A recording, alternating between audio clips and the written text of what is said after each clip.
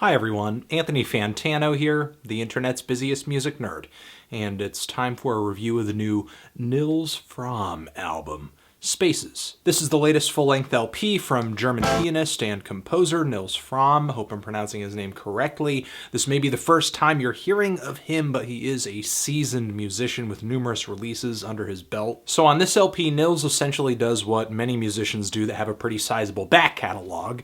He puts out a live album. And because this is a live LP, it's not like Nils is pushing outside of those minimalist and modern classical styles that fans are used to. Actually, quite a bit of material on this thing lands on previous LPs like The Bells and Felt. But he goes into spaces with a mission, and for me that seems to be that he wants to put the electrifying and pretty moving magic of his live performances to tape, and in the process transform a lot of these songs. The song Said and Done alone almost triples its length on this album. And if songs on this thing aren't being stretched out, they're being mashed into massive medleys that span past 10, 11, 15 minutes. On the song Hammers, you can even hear what I assume is Nils manically moaning along to the lead melodies that he's playing, which are really simple but also beautiful and powerful and sort of sit atop these speedily played piano arpeggios that sort of serve as the foundation of the song. And even though the general tone and the vibe of the pianos here do give off a somewhat new age-esque vibe on this live album occasionally,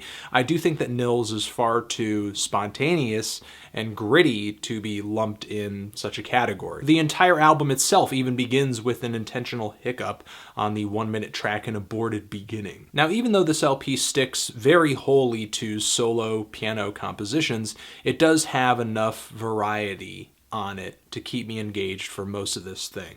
Like the song Says, which is this really wonderful, progressive synthesizer odyssey I'd expect from someone like Vangelis. But this track doesn't just sound like another artist, it also sounds like the sensation of being weightless. It sounds like the stars. It sounds like interplanetary travel. Following this track is the song Said and Done, which at its foundation has these sustained piano notes just ringing very rhythmically over and over and over. It's hypnotic, and it's very simple foundations like this that are the basis for many songs on here, and on top of these rhythmic patterns, Nils will drop a very simple but pretty lead melody or some very grand or glorious piano chords. And even though many of these tracks may seem very repetitive and cyclical within a given moment, focus is never lost on where the song is moving next. Like at the 3-minute mark on this track, where all of a sudden this entirely different chord introduces itself,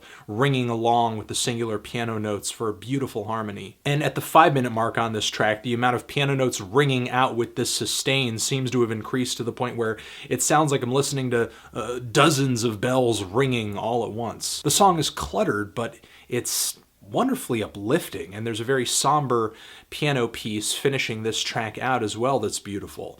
But not every toned down moment on this LP moves me, like the song Went Missing, which I actually found to be kind of nondescript. I prefer moments on this thing like Familiar, which has a much moodier melody and one that I think is a lot more memorable, and the track Improvisation for Coughs and a Cell Phone has a really dreary edge too. Ross's Harmonium is another one of the softer tracks on here, the final track on this entire thing, and even though the harmonium, the tone of this song, and the really beautiful chords make it stick out, the abrupt fade that ends up finishing this song off makes it a pretty lackluster closer and makes me feel like this album is more of a compilation of recordings, live recordings, as opposed to a wholly conceived project or album. So there definitely are some underwhelming spots for me on this LP, even if it doesn't seem like it's a big deal because these songs are consistently some of the shortest on the album. But I'm sort of torn on this thing sometimes because there are tracks on here that are incredibly mountainous in their ambition and their beauty, like the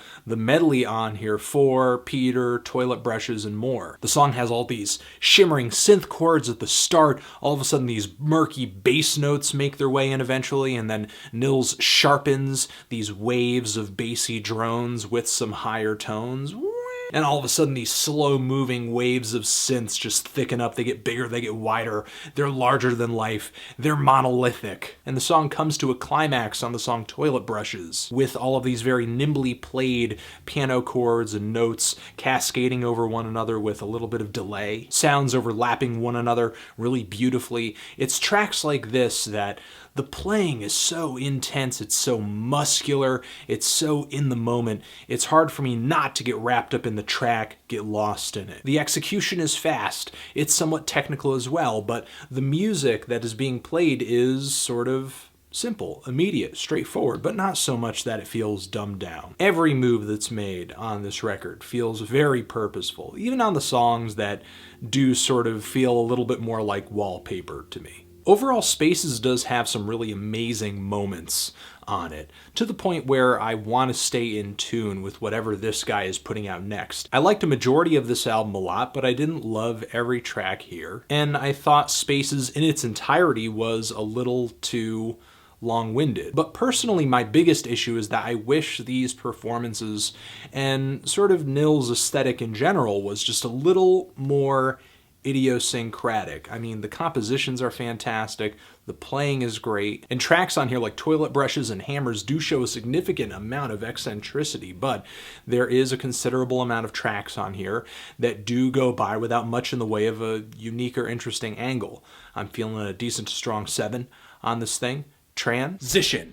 If you've given this album a listen, what did you think of it? Did you love it? Did you hate it?